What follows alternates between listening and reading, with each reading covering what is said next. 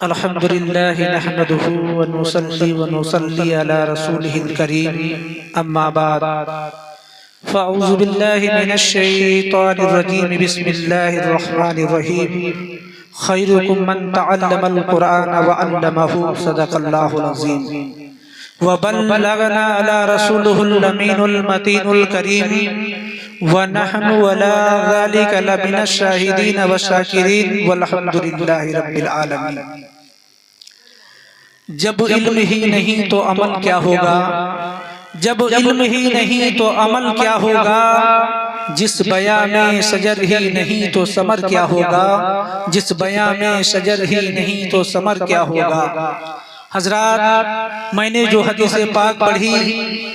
اس کے متعلق کچھ گفتگو کرنے سے پیشتر آئیے ہم اور آپ مل کر گنبد خضرا میں آرام فرمانے والے آقا آمنہ کے لال مدینے کے تاجدار دونوں عالم کے مالک و مختار محمد عربی صلی اللہ علیہ وسلم کی مقدس بارگاہ میں درود شریف پڑھیں۔ اللہ محمد صلی اللہ علیہ وسلم نحن عباد محمد صلی اللہ علیہ وسلم صلاۃ و سلام علیک یا رسول اللہ صلی اللہ تعالی علیہ وسلم۔ جس کا دل عشق نبی میں آئینہ ہو جائے گا، جس کا دل عشق نبی میں آئینہ ہو جائے گا، ارے اس کو حاصل دوستوں قرب خدا ہو جائے گا، اس کو حاصل دوستوں قرب خدا ہو جائے گا۔ اور ہم نہیں ڈرتے قیامت سے، ہمیں معلوم ہے، ہم نہیں ڈرتے قیامت سے، ہمیں معلوم ہے مصطفیٰ آ جائیں گے اور فیصلہ ہو جائے گا، مصطفیٰ آ جائیں گے اور فیصلہ ہو جائے گا۔ حضرات، آپ دیکھ رہے ہیں منبر نور پر علماء کرام کی فہرست بہت زیادہ ہے۔ ابھی بہترین نعت خواں جنہیں دنیا معراج منتہا کے نام سے جانتی اور پہچانتی ہے، آپ کے مابین اسٹیج پہ جلوہ افروز ہیں، اور بالخصوص جو خطاب حضرت کا ہونا ہے، میں تو 15-20 منٹ کے لیے اسے حاضر ہوا تاکہ غلامی کا پٹا ڈال کر اس نام میری فہرست میں اپنا نام بھی لکھا لوں۔ آپ بہترین نعت شریف سنیں گے، 2-3 اشعار ٹوٹے پھوٹے الفاظوں میں ملاحظہ فرمائیں۔ ایک بار درود شریف پڑھیں۔ اللہ رب محمد صلی اللہ علیہ وسلم محمد صلی اللہ علیہ وسلم صلاۃ و سلام علیک یا رسول اللہ صلی اللہ تعالی وسلم۔ دیکھنے کو یا محمد یوں تو کیا دیکھا نہیں،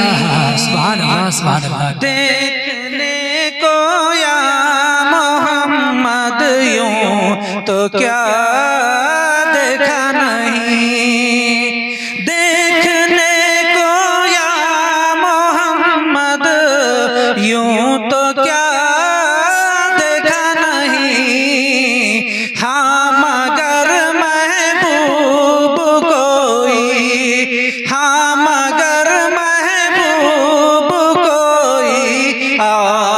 سا دیکھا نہیں، ہاں مگر محبوب کوئی آپ سا دیکھا نہیں۔ اور ایک سے ایک بڑھ کر ہنسی دیکھے مگر یا مصطفیٰ، ایک سے ایک بڑھ کر ہنسی مگر یا مصطفیٰ، ایک سے ایک بڑھ کر ہنسی دیکھے مگر یا مصطفیٰ، ارے تم سے بڑھ کر حسن والا، تم سے بڑھ کر حسن والا دوسرا دیکھا نہیں، تم سے دوسرا دیکھا نہیں۔ حضرات، شعر تو اور ہیں، لیکن میں اپنی جو حدیث پاک پڑھی میں چاہتا ہوں کچھ روشنی اس پہ ڈالوں۔ اللہ کے رسول صلی اللہ علیہ وسلم ارشاد فرماتے ہیں، خیرکم من تعلم القرآن وعلمہ، تم میں بہتر انسان وہ ہے جو قرآن سیکھے اور دوسروں کو سکھا دے. تم میں بہتر انسان وہ ہے جو قرآن سیکھے اور دوسروں کو سکھا دے. آج ہمارا معاشرہ قرآن کی تعلیم سے بالکل دور ہٹتا ہوا نظر آ رہا ہے. آخر ایسا کیوں؟ آپ اپنے ذہن میں اس بات کو بٹھائیں کہ انسان کو کھانے پینے کی ضرورت تو دن بھر میں 2 یا 3 بار پڑتی ہے. اس سے زیادہ کوئی پیٹو انسان نہ ہو تو پورا دن کھاتا رہے، ورنہ 2-3 بار کھانے کی ضرورت پڑتی ہے. لیکن علم ایک ایسا لازوال خزانہ ہے، ایک ایسا نور ہے کہ کھانے کی ضرورت تو 2-3 بار پڑتی ہے، لیکن علم کی ضرورت ہر موڑ پہ پڑتی ہے، ہر قدم پہ پڑتی ہے، ہر لمحے پڑتی ہے. کیونکہ میرے آقا ارشاد فرماتے ہیں العلم نور، علم ایک نور ہے اور دنیا تاریکی ہے. گویا کہ اس دنیا میں جینے کے لیے آپ کو علم کی ضرورت پڑے گی. دنیا میں جینے کے لیے آپ کو علم کی ضرورت پڑے گی. جیسے کہ ساون بھادوں کی کالی رات ہو اور ایک کالا سناٹا یعنی اندھیرا چھایا ہوا ہے اور اس میں بغیر ٹارچ کے آپ راستہ طے نہیں کر سکتے. یہی حال ہم اور آپ کا ہے. یہ دنیا جو ہے وہ دنیا جو ہے پوری اندھیروں کی طرح یعنی ظلمت کی طرح پوری گھری ہوئی ہے. اگر اس میں تمہیں جینا ہے، راہ راست تک پہنچنا ہے، تو سب سے پہلے علم کے نور سے اپنے سینے کو مزین کرنا ہوگا، اپنے سینے کو روشن کرنا ہوگا. آج اگر جائزہ لیا جائے، دنیا کا چکر لگایا جائے، تو کسی انسان سے پوچھا جائے بھائی ہمیں یہ بتا دو کامیاب انسان کون ہے، اچھا انسان کون ہے، تو ہر انسان یہی جواب دے گا جس کے پاس گاڑی ہو، جس کے پاس دولت ہو، جس کے پاس مکان ہو، جس کے پاس بے شمار پیسہ ہو، وہی کامیاب انسان ہے. کیونکہ وہ پیسہ کماتا ہے، اس کے پاس دولت ہے، اس کے پاس شہرت ہے، اس کے پاس عزت ہے. لیکن جب ہم شریعت میں جا کر کے یعنی کتابوں کے اندر فرق گردانی کر کے اس بات کا پتہ لگاتے ہیں کہ کامیاب انسان کون ہے، کامیاب انسان کون ہے، تو مصطفیٰ علیہ السلام کی شریعت ہمیں یہ بتاتی ہے کامیاب انسان وہ نہیں ہے جو 2-3 منزل گھر بنا لے. کامیاب انسان وہ نہیں ہے تو 2-4 گاڑی اپنے دروازے پہ کھڑی کر لے. کامیاب انسان نہیں ہے جو ایک ضلع میں پاور بنا لے. کامیاب انسان نہیں وہ نہیں ہے جو اپنے گاؤں میں دبدبہ بنا لے. بلکہ کامیاب انسان کون ہے؟ تو نبی کی بارگاہ میں چلتے ہیں. میرے آقا فرماتے ہیں خیرکم من تعلم القرآن وعلمہ، تم میں بہتر انسان وہ ہے جو قرآن سیکھے اور دوسروں کو سکھا دے. جو قرآن سیکھے اور دوسروں کو سکھا دے وہ تم میں بہتر اور کامیاب انسان ہے. اب آپ اپنے دل میں سوچئے کہ ہمارا لگاؤ قرآن سے کتنا ہے، ہمارا لگاؤ قرآن سے کتنا ہے، ہم قرآن سے کتنی محبت کرتے ہیں، قرآن کا کتنا ادب کرتے ہیں. وہ پہلے کا دور تھا جب فجر کی اذان ہوتی تھی، گھروں میں ہماری ماں بہنیں، ہمارے بھائی نماز پڑھتے تھے، نماز کے بعد تلاوت کیا کرتے تھے. خدا کی قسم اللہ کی رحمتیں گھر کے اندر جھماجھم برستی تھی. لیکن آج کا معاشرہ ہے، آج کا ماحول ہے کہ 8 بج جاتے ہیں، 9 بج جاتے ہیں، اذان ہوتی رہتی ہے، لوگ اپنے گھروں میں سویا کرتے ہیں، لوگ اپنے گھروں میں سویا کرتے ہیں. میرے پیارے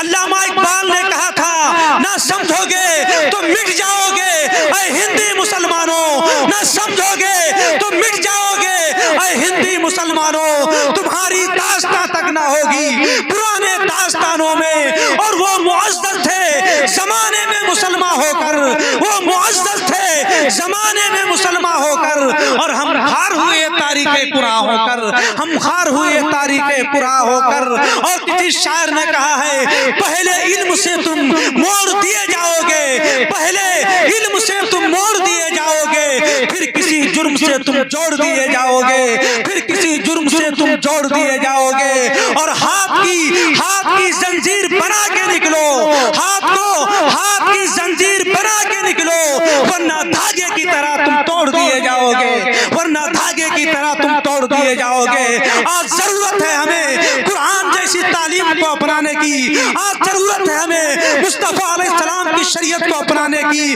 میرے پیارے سنو، قرآن جو سیکھتا ہے، قرآن جو پڑھتا ہے، اس کا بدلہ کیا ملتا ہے، اس کا صلہ کیا ملتا ہے۔ بے شمار حدیثیں اس بات پر گواہی دے رہی ہیں کہ قرآن کی تعلیم جو سیکھتا ہے اس کا مقام کیا ہے، اس کا رتبہ کیا ہے۔ میں تمہیں بتانا چاہتا ہوں، عالم بنانے کی، حافظ بنانے کی، قاری بنانے کی بات تو الگ ہے۔ میں نے اپنے نبی کا فرمان پڑھا ہے، جس نے اپنے بچے کو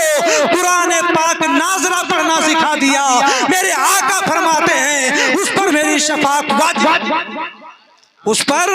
میری شفاعت واجب ہو گئی، کیونکہ قرآن ایک ایسی کتاب ہے۔ میری ماں بہنیں، میرے بھائی، اسے کثرت کے ساتھ پڑھا کرو، کیونکہ آپ نے آزمایا ہوگا اور دیکھا ہوگا، مجھ سے زیادہ عمر آپ کی ہے، جب کسی انسان کی نزا کا وقت آتا ہے، موت کا وقت آتا ہے، تو کسی عالم صاحب کو، حافظ صاحب کو بلایا جاتا ہے کہ آ کر کے ان کے سر کے پاس کھڑے ہو کے سورہ یاسین شریف پڑھ دیں تاکہ جان نکلنے میں آسانی ہو جائے، تاکہ جان نکلنے میں آسانی ہو جائے۔ اور جب سورہ یاسین پڑھ دی جاتی ہے، اس کی روح نکلنے میں آسانی بھی ہو جاتی ہے، آسانی بھی ہو جاتی ہے۔ جب قرآن مرتے وقت انسان کے کام آ سکتا ہے، تو کیا زندہ رہ کر کے اپنی جوانی میں، اپنے لڑکپن میں، اپنے بڑھاپے میں اگر اسی قرآن کا پڑھنے کا عادی بن جائے، تلاوت کرنے کا عادی بن جائے، تو کیا قرآن سے اسے فائدہ نہ ملے گا؟ آخر قرآن پڑھنے کا فائدہ کیا ہے؟ میں تمہیں بتاتا ہوں، جب کوئی انسان قرآن پاک کی صورتوں کو کثرت کے ساتھ دنیا کے اندر پڑھا کرتا ہے، اور جب وہ پڑھتا ہے اور پھر جب وہ ہندوستان سے قبرستان جاتا ہے، ایک حکایت میں نے پڑھی تھی، ایک انسان تھا جو سورہ ملک کی اور دیگر سورتوں کی تلاوت کیا کرتا تھا، اس کی جب موت ہوئی، اس کی جب روح جسم سے نکل گئی، اور نکلنے کے بعد جب وہ قبر میں گیا، کیونکہ قبر ایک ایسی تاریخی کوٹھری ہے، ایک ایسا تاریخ گھر ہے جہاں داہنے ہاتھ کو بائیں ہاتھ کی خبر نہیں، بائیں ہاتھ کو داہنے ہاتھ کی خبر نہیں۔ ایسے عالم میں جب انسان جاتا ہے تو اسے گھبراہٹ محسوس ہوتی ہے، دہشت محسوس ہوتی ہے، اور ایسے عالم میں جب گھر والے، ماں باپ، رشتے دار، دوست و اقارب اسے قبر میں چھوڑ کر کے آتے ہیں، تو گویا کہ وہاں اکیلا ہوتا ہے۔ آپ دنیا کا جائزہ لیجئے، جب کہیں تاریخی عالم میں، کہیں جنگل میں، یا کہیں ایسی راستے سے آپ گزرتے ہیں جہاں کوسوں کوس کوئی انسان نظر نہ آتا ہو، تو آپ کو تھوڑی سی دہشت ہوتی ہے، لیکن وہ قبر منو مٹی اوپر لدی ہوئی ہے، ایسی تاریخی ہے کہ دائیں ہاتھ کو بائیں ہاتھ کی خبر نہیں۔ ایسے عالم میں جب دنیا سے جانے والا انسان گھبراتا ہے، پریشان ہوتا ہے، تو وہی قرآن جسے آپ دنیا کے اندر پڑھا کرتے تھے، جسے محبت کیا کرتے تھے، اپنی آنکھوں سے لگایا کرتے تھے، وہی قرآن آپ کے قبر کے اندر ایک نورانی شکل والے بزرگ کی شکل میں اس انسان کی قبر میں جاتا ہے، اور جانے کے بعد کہتا ہے، وہ دنیا سے جانے والا کہتا ہے، بھائی آپ کون ہے؟ تو اس نے کہا کہ آپ نے پہچانا نہیں، میں آپ کا دوست ہوں۔ تو دنیا سے جانے والا کہتا ہے، نہ تو میرے رشتے دار ہیں، نہ تو آپ میرے دوست ہیں، میں نے کبھی آپ سے ملاقات نہیں کی، میں نے کبھی آپ کو دیکھا نہیں، میں نے کبھی آپ کے ساتھ کھانا نہیں کھایا، اور آپ کہہ رہے ہیں میں تمہارا دوست ہوں، آخر تم دوست کیسے؟ تو وہ انسان کہتا ہے، وہ جو قبر میں نورانی شکل والے بزرگ آئے ہوئے تھے، وہ کہتے ہیں تم نے مجھے پہچانا نہیں، میں وہی کلام بلیغ ہوں، میں وہی کتاب مبارک ہوں، میں وہی رب کا قرآن ہوں جسے آپ روزانہ تلاوت کیا کرتے تھے۔ اس کے بعد جب وہ بزرگ چلنے لگتے ہیں، وہ دامن پکڑ لیتا ہے۔ دوست وہ ہوتا ہے جو مصیبت کے وقت کام آئے، دوست وہ ہوتا ہے جو پریشانی کے وقت کام آئے۔ آپ دوست بھی بتا رہے ہیں اور چھوڑ کر کے جا بھی رہے ہیں، تو بزرگ کہتے ہیں اے میرے دوست، میں تجھے چھوڑ کر کے جا نہیں رہا ہوں، بلکہ تیرے لیے جنتی لباس، جنتی بچھونا لینے کے لیے جا رہا ہوں۔ وہ بزرگ جاتے ہیں، ایک جنتی